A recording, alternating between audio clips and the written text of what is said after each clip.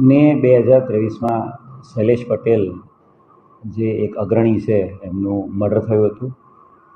8 જેટલા આરોપી જે ડાયરેક્ટ સંડોવાયેલા હતા એ વલસાડ જિલ્લામાંથી એમની ધરપકડ કરવામાં આવી હતી.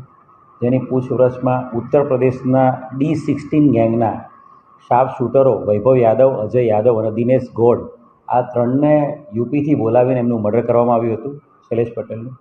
આ ગુનામાં જે તે સમયે જુલાઈ 2023 સુધીમાં 10 જેટલા આરોપીની ધરપકડ કરવામાં આવી હતી, જેમાં વૈભવ યાદવ અને દિનેશ ગોડની પણ ધરપકડ કરી લેવામાં આવી હતી.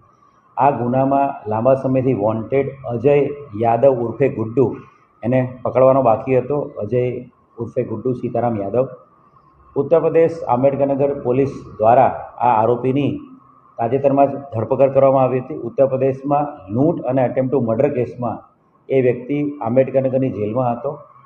આંબેડકરનગરની જેલમાંથી એ આરોપી અજય ઉર્ફે ગુડ્ડુ યાદવનો ટ્રાન્સફર વોરંટ આધારે ધરપકડ કરવામાં આવી છે. આ આરોપીના 4 દિવસમાં રિમાન્ડ પણ મળેલા છે. અજય યાદવની પૂછપરછ દરમિયાન વૈભવ યાદવ, અજય યાદવ પોતે અને દિનેશ ગોડ આ 3 લોકો D16ના શાર્પ શૂટર છે અને આ લોકો ત્યાંના નામીદા ગેંગસ્ટર્સ છે. અને આ 3 લોકો 18 લાખ રૂપિયાની સોપારી લઈને શૈલેષ પટેલનું મર્ડર કરવા માટે આવેલા હતા અને એમનું મર્ડર કરેલું હતું.